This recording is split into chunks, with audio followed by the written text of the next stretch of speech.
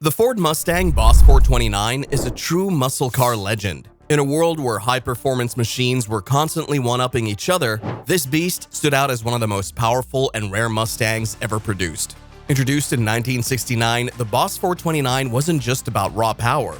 It was a calculated move by Ford to dominate NASCAR and challenge Chrysler's 426 Hemi. To fully appreciate the significance of the Boss 429, you need to understand its roots. In the late 1960s, the Big Three, Ford, General Motors, and Chrysler, were locked in a high-octane battle for supremacy.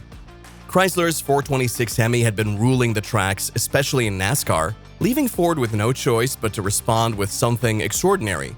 Their answer? The Boss 429 Mustang, equipped with a 429 cubic inch V8 engine specially designed to meet NASCAR's homologation rules. Ford needed to sell at least 500 of these cars to make the engine eligible for competition. In 1969, the Mustang Boss 429 was born.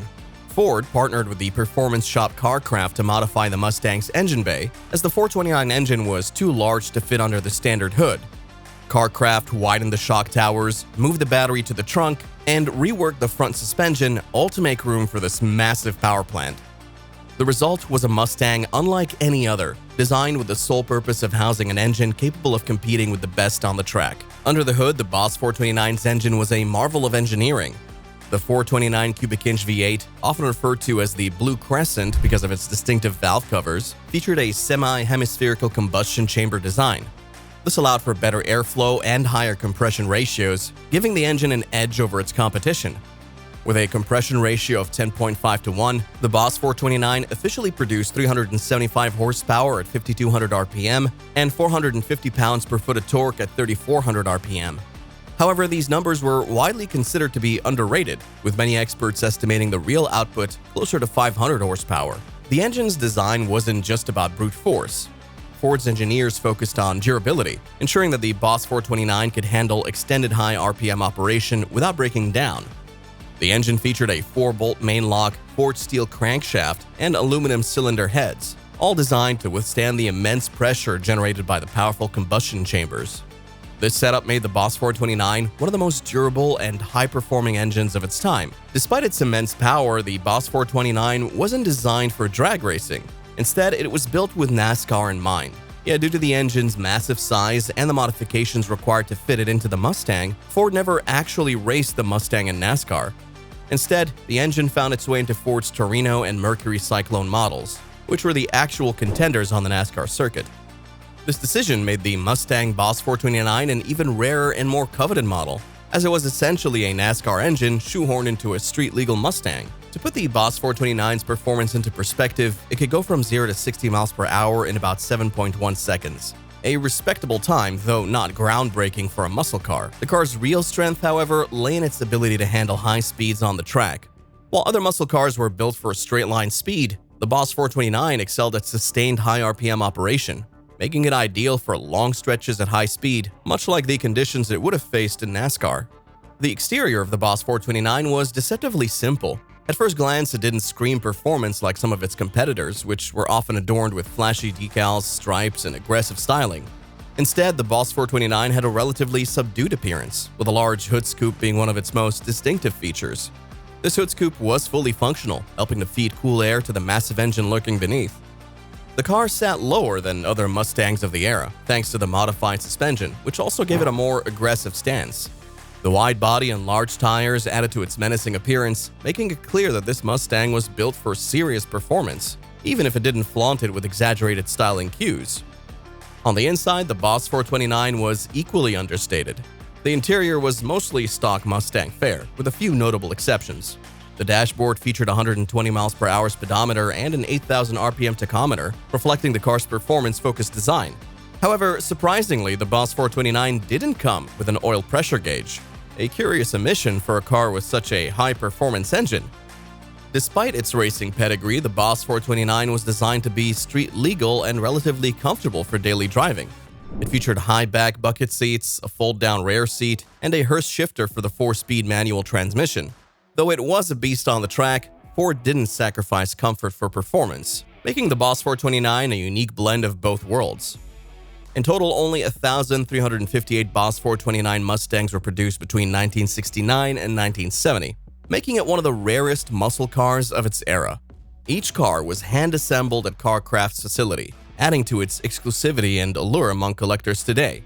These cars weren't cheap when they were new, and they've only increased in value over the years, with pristine examples fetching astronomical sums at auction. One of the reasons for the Boss 429's limited production was its high cost.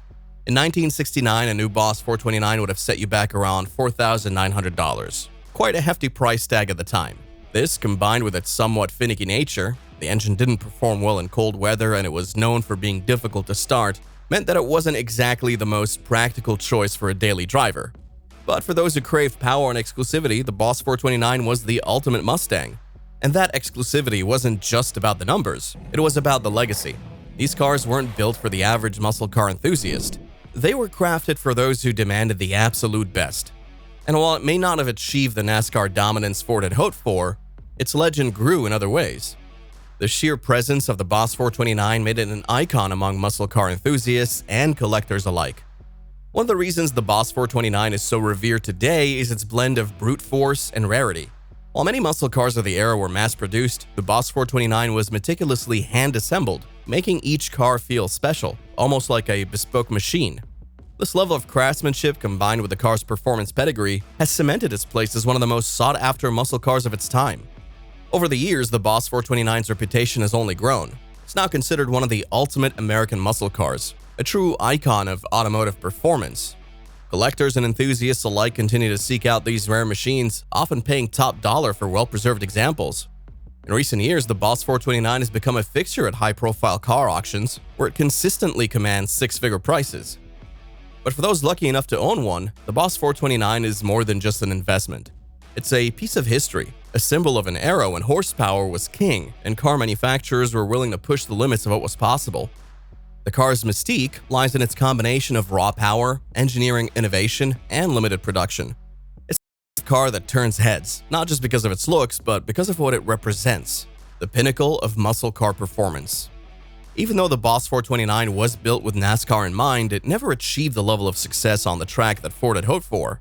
Rule changes and the introduction of more aerodynamic cars like the Ford Torino Talladega and the Dodge Charger Daytona shifted the competitive landscape. While the Boss 429 engine was undeniably powerful, the Mustang's aerodynamics weren't optimized for the high-speed oval tracks of NASCAR.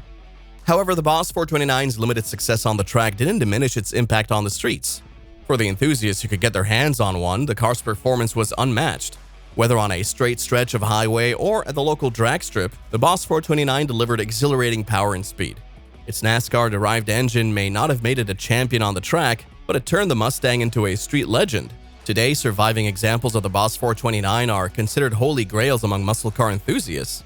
With only 1,358 ever made, finding one in pristine condition is like finding a needle in a haystack. And when they do come up for sale, they fetch astronomical sums, often over 300 grand at auction, depending on the condition and the originality of the car.